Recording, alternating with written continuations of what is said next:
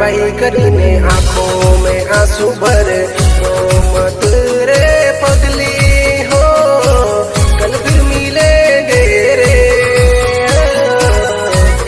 गायक कलाकार एमपी नो सुपरस्टार केशव बघेल पाठ।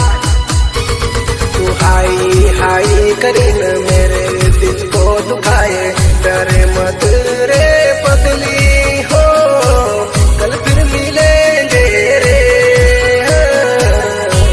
प्रस्तुत करता कैलाश अनारे एंड गजन मुएल। टाटा बाई बाई करीने आंखों में आंसू भरे, रो मत